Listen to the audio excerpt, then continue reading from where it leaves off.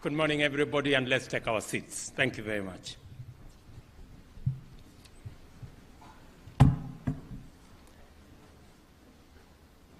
Honorable ministers present, principal secretaries, senior government officials, distinguished participants, good morning. And welcome to, let me join the Governor of Nairobi in welcoming all of you to Kenya. I know the Governor has given you some information. He has welcomed you home. Let me underscore that as a scientist myself, scientific information, including data, have verified that the earliest remains of man were found somewhere in Turkana in Kenya. Therefore, our friends from Europe, our friends from the Americas and Asia and the rest of the continent of Africa, welcome home. This is where the human journey began. And if for any reason you feel so much at home that you're tempted to stay behind, please feel free, because this is home. Secondly, the Governor of Nairobi has also told you that this is the only city where the national park, with all the wild animals, is 10 minutes drive from your hotel room.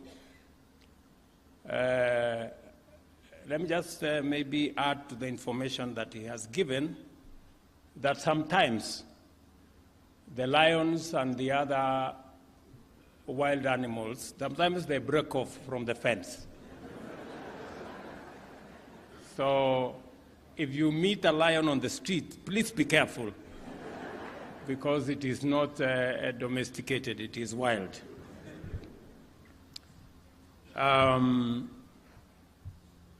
But let me say, on behalf of the government and people of Kenya, I wish to acknowledge the privilege it is for us to host the 7th ID Africa General Meeting, a conference with tremendous implications for effective and inclusive governance, efficient provision of public services based on accurate population, citizen data, and the advancement of fundamental rights and social justice. A gathering of eminent experts in the field of identity management, drawn from African governments, international development and humanitarian agencies, as well as global leaders in digital identity solutions.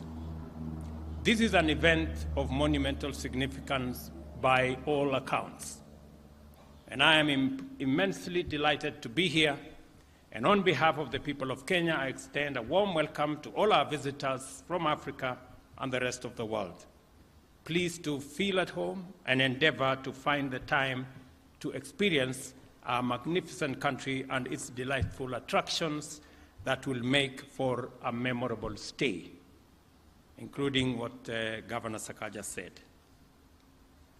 This conference offers a unique forum for productive interactions among African national identity management agencies, as well as potential transformative exchanges between these agencies and global experts from the identity and biometrics industry.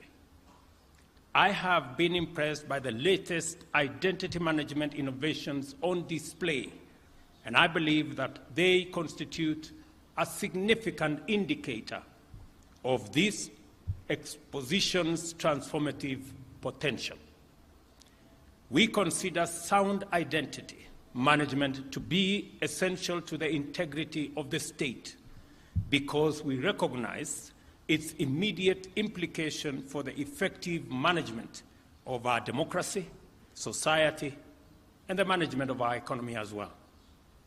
Good governance entails effective administration and efficient management of the economy by a legitimate government authorized through democratic elections. Accurate information about the population resident within our territory is absolutely indispensable. To validly constitute government, we need an accurate idea of how many voters, how many people, how have they voted, so that we can effectively deliver public services and make it possible for citizens to explore opportunities and also deliver public goods.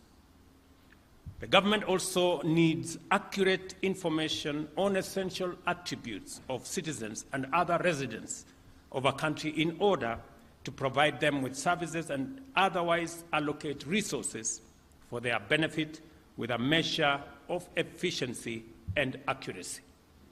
Moreover, the provision of public services also depends on the deployment of personnel and associated resources throughout the country in such a manner that the purposes and objectives of government are realized to the utmost.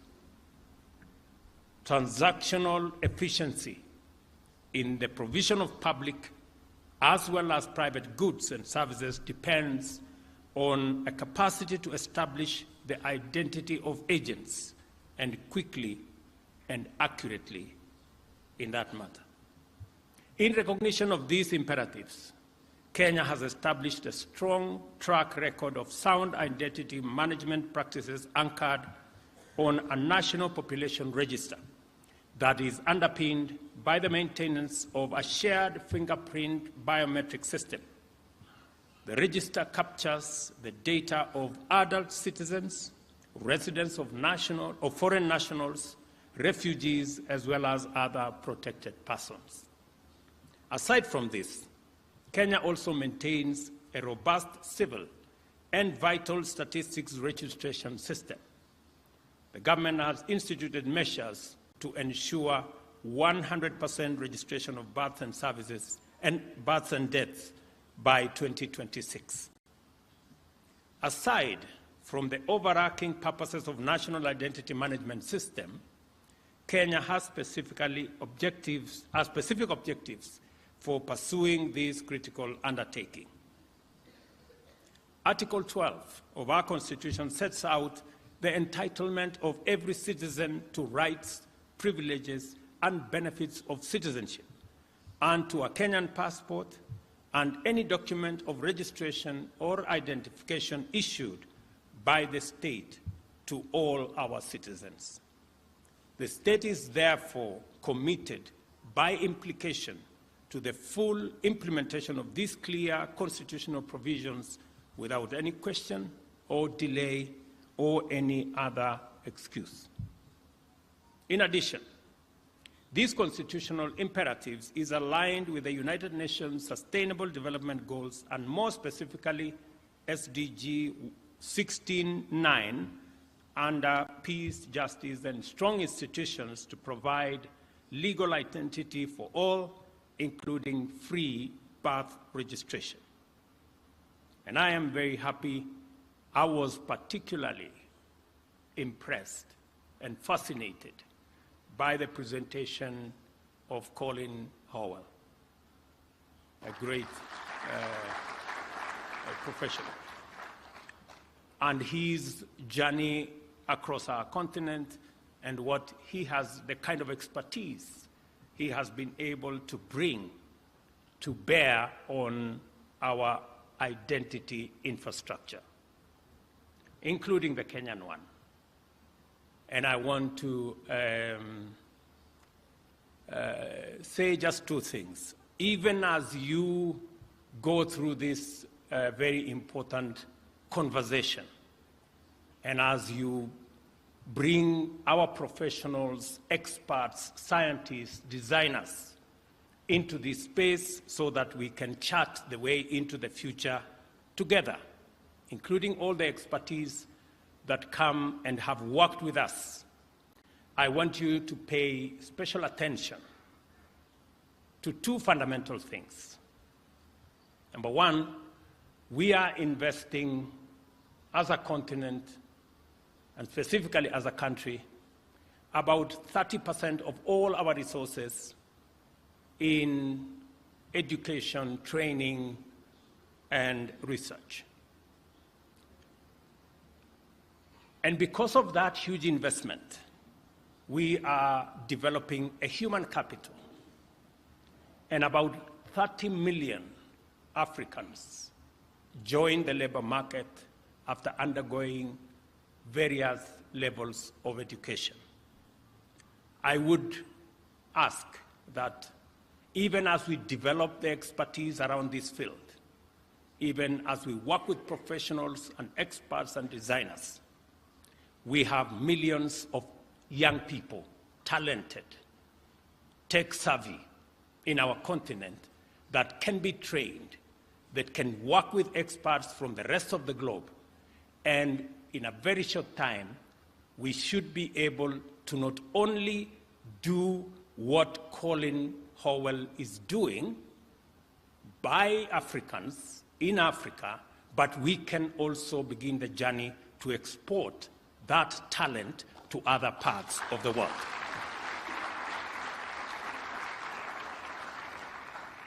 What I'm saying is, and I like what Colin said, he said he's looking forward to working with us, even to working with Kenya on our new passport and our new identity infrastructure.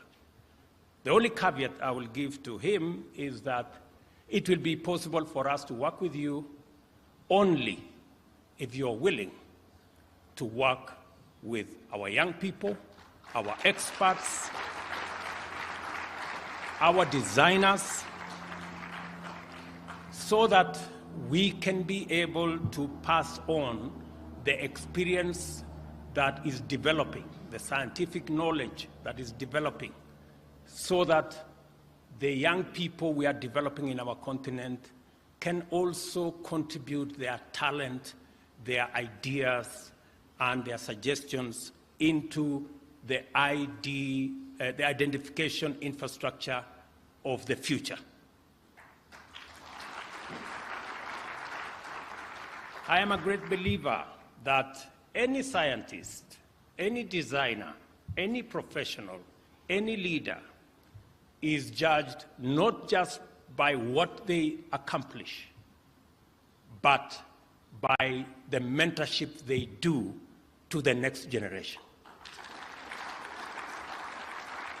You must position yourself as part of your success to develop the next generation of designers, the next generation of professionals. And I say so very passionately because Africa is the youngest continent with a mean age of about 20. And with technology, the young people that come out of school, my estimate at the moment is about 30 million every year. They have what it takes to provide the human capital, the labor of the future, the designers of the future, the scientists of the future, just with a little bit of working together and building the necessary ecosystem that will tap into this talent. I want to ask the policymakers who are here, ministers, principal secretaries, that you must keep an eye, not just on what is available now, who we can work with now, but we must also keep an eye on making sure that we tap into the millions of the young people in our continent to give them the opportunity to contribute their talent and expertise going into the future. I think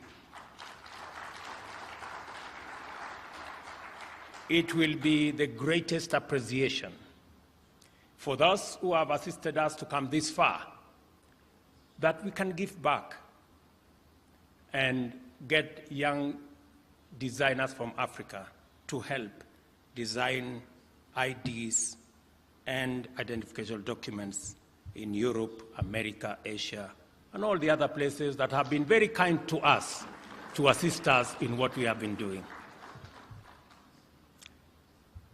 I am proud of the progress we have made towards the achievement of this ambition, including notably granting of Kenyan citizenship to members of various communities which have lived in our country as stateless persons since independence. We have people from Mozambique, whom we have granted Kenyan citizenship.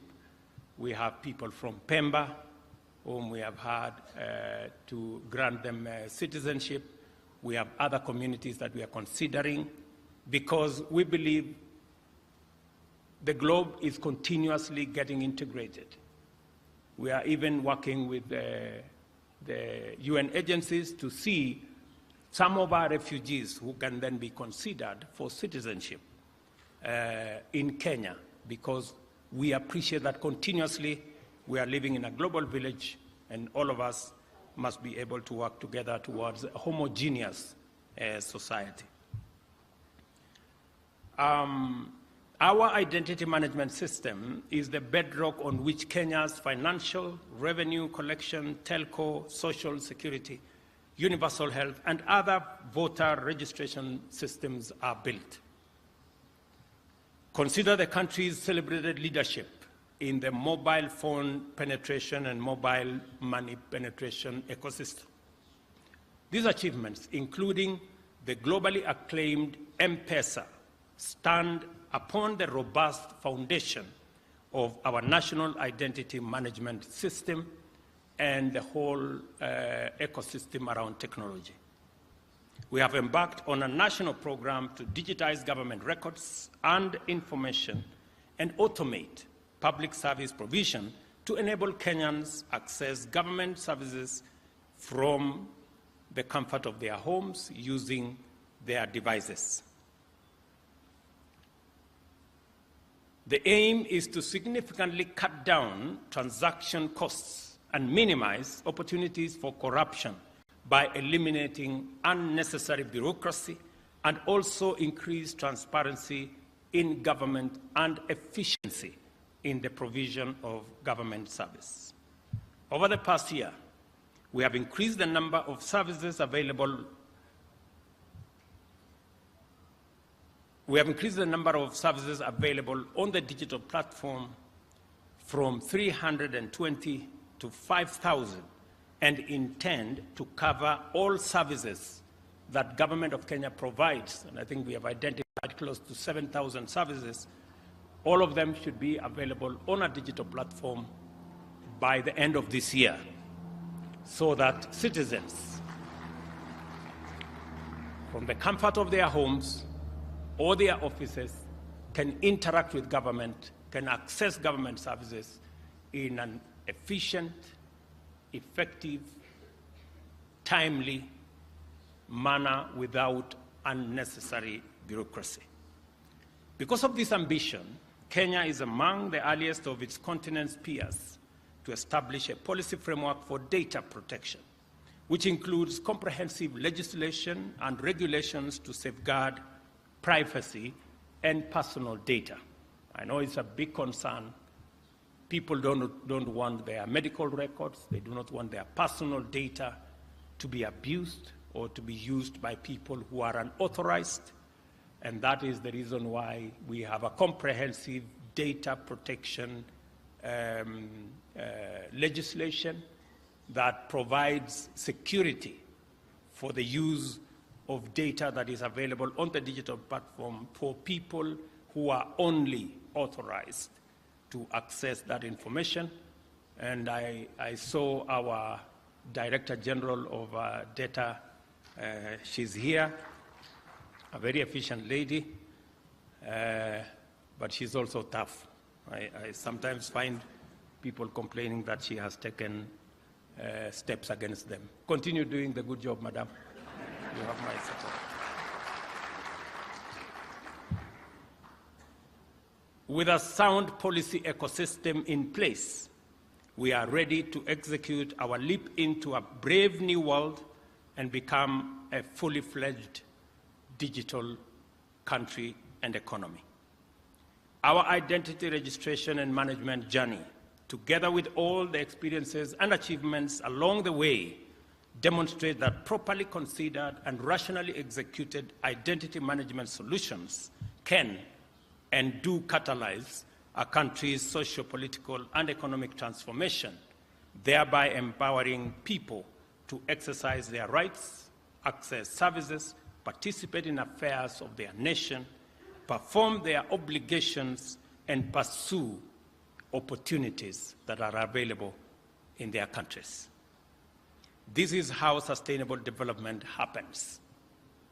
Let me mention one more thing, that as we think about what I have said, as the professionals think about our young people, you must also think about the shared prosperity, that this identity journey must not erect barriers and roadblocks.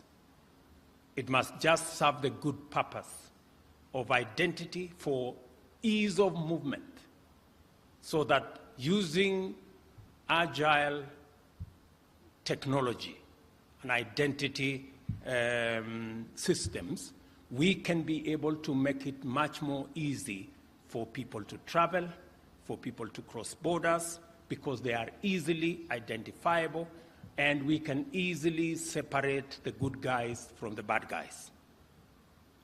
That way, and I am talking to those of us from our continent, we should be able to eliminate the barriers that currently impede our ability to work together, to trade together, to invest together.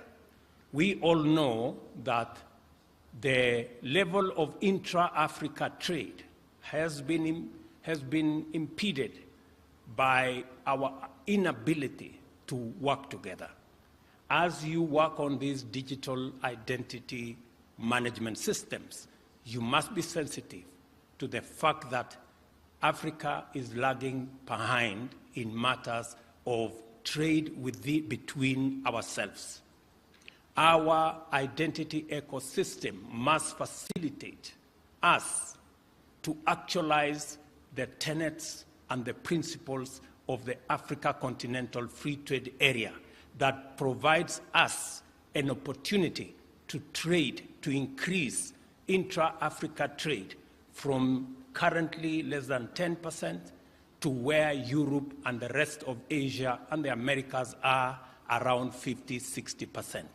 We can be able to unlock huge potential in our economies by facilitating the movement of people, goods, and services in our continent, and be able to unlock the great potential that exists in our continent. It will also give us the opportunity to balance trade between our continent and the rest of the continents. It will also enable us to make a contribution to world trade and commerce and business. Today, we are contributing less than 3% of world trade. It's not that we do not have tradable goods. It is not that we do not have the men and women to do it. It is because we are not working in concert. We are not working with synergy. And hopefully the professionals who are here from our continent will want to appreciate that going into the future, we must make the world better by making our contribution. We have 17% of the population as we talk, yet we contribute only 3% of world trade. We must up our game, and hopefully those of us who are here can begin to talk together and work in concert, work in synergy, so that we can unlock the potential that exists in our continent and also be able to meaningfully contribute to the progress and the prosperity of the world by making our contribution to world trade, world commerce, and world enterprise. Our path into a digital economy will require us to proceed beyond our considerable achievements in identity management in order to transition from unique identity registration into a fully functional and secure national digital identity management system. A trusted, all-inclusive digital identity system is indispensable in digital governance. This conference, therefore, is quite timely insofar as it takes place while the government is deliberating the implementation of a civil registration and vital statistics system that meets the imperatives of a new digital era. The new system must be able to assign unique personal identification numbers at birth to all persons born in Kenya, upgrade the current national identity card into a national digital identity management system, and adopt the most sophisticated advanced passenger information solution to address the entry and exit of our borders and ports. I challenge all participants, especially identity management practitioners from Africa, to collaborate with Kenyan colleagues in sharing their experience, strengthening thought leadership, and exploring possible innovations to achieve greater integrity and efficiency in this sector. I also encourage industry experts to generously share their insights and apply their unique expertise in digital public infrastructure in order to generate solutions that will enhance the entrenchment of data sovereignty, both in Kenya and throughout Africa, as we learn from best practice across the globe. Data privacy for registered persons is an essential component of our public mandate, and we must take every possible measure to safeguard it at all times. We operate in an environment of escalating resource constraints, and yet, at the same time, we cannot postpone or downgrade our identity management endeavors. Our development partners, therefore, have an opportunity to explore possible areas of collaboration with our state departments for immigration and citizen services to support our identity management programs.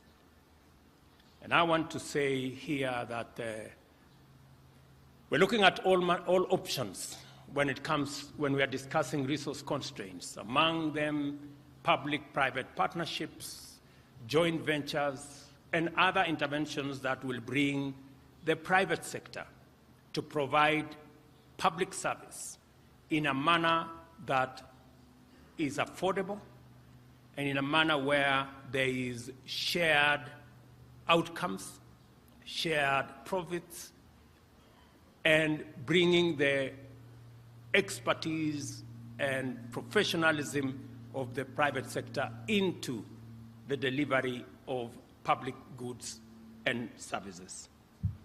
I also want to address myself to one or two other issues that could come in the way of the delivery of what we are discussing in this meeting.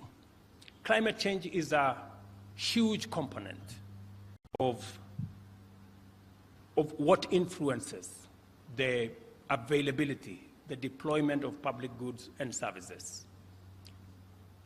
When governments have to divert resources that are meant for the delivery of public goods, including education, including water, including health, and sometimes including the subject of digital ecosystem, to be able to provide for the vagaries of what climate change has visited on us. We need to have a conversation. And I want to say, those of us from the continent of Africa, we want to have a candid conversation on how we can leverage on the huge resources we have, especially energy resources, from wind, from solar, from hydro, from geothermal, to be able to sort out the big question of energy that is influencing world development. Africa can become a critical player in sorting out the challenge of climate change. We need to listen to what we are saying, and we want not a finger pointing, not a blame game. We want a win-win outcome out of this conversation. We want, as a continent, to bring the assets that we have, the energy resources that we have. We want others to come with technology, to come with investment, and have a conversation as to how we can not only deliver clean, green energy in the African continent, but we can also help other continents to be able to overcome their challenges of fossil fuel energy by exporting some of our resources through hydrogen technology to other parts of the world and sort out the big question of climate change using climate financing, climate investment. A week ago, I was discussing with the Prime Minister of Singapore how Kenya can assist Singapore in selling them some of our carbon credits to manage their own situation. This is the kind of discussion we want to have so that we can have a win-win, because we have only one globe to share. It is not the North versus the South. It is not Africa versus other continents. We have only one globe for all of us to share. We are in it together. Either we are sinking together or we are floating together. And I think I choose we float together.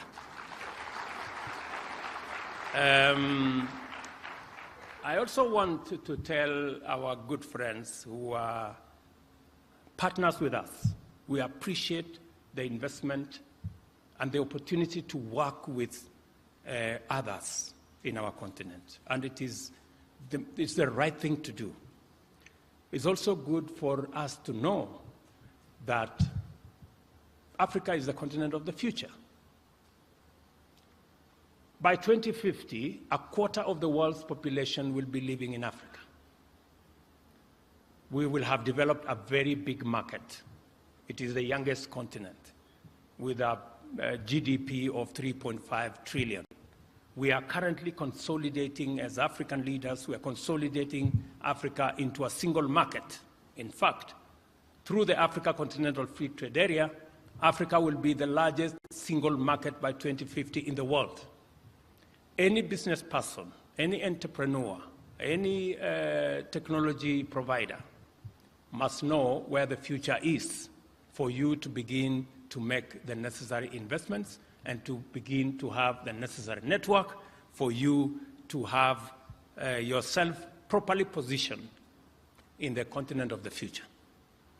And we will be open for business, and we are looking for a win-win formula that will harness all our potentials, build on the successes, build on best practice, and be able to support not just our continent, but to support humanity in making sure that we have a secure, we have a prosperous globe for us, for all of us to share. Finally, let me mention one more thing, because I have the benefit of many African leaders in this room. That we are also having a conversation about an ecosystem that is going to fairly give everybody an opportunity to be their best.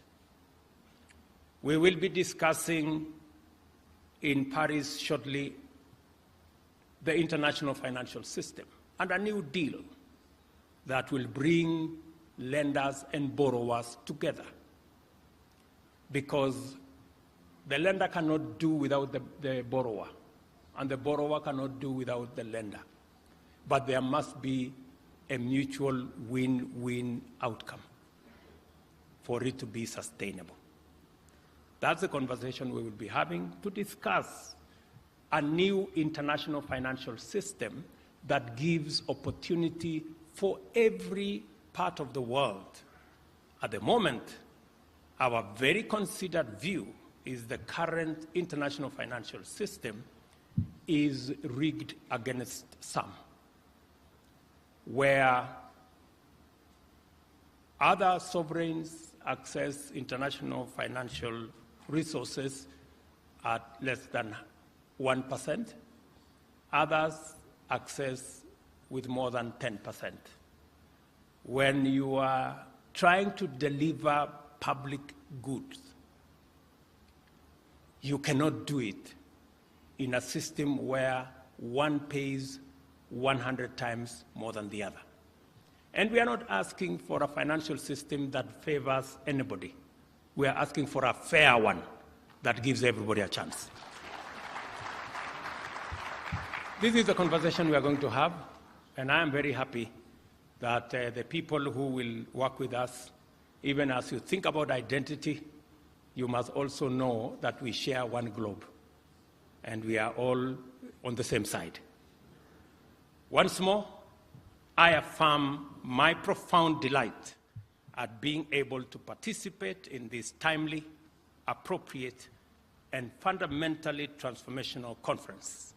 I wish you fruitful deliberations and look forward to the outcomes of your deliberations in due course to share in Kenya, in our continent, and globally so that we can have a much more progressive home for all of us. Thank you very much, and God bless you.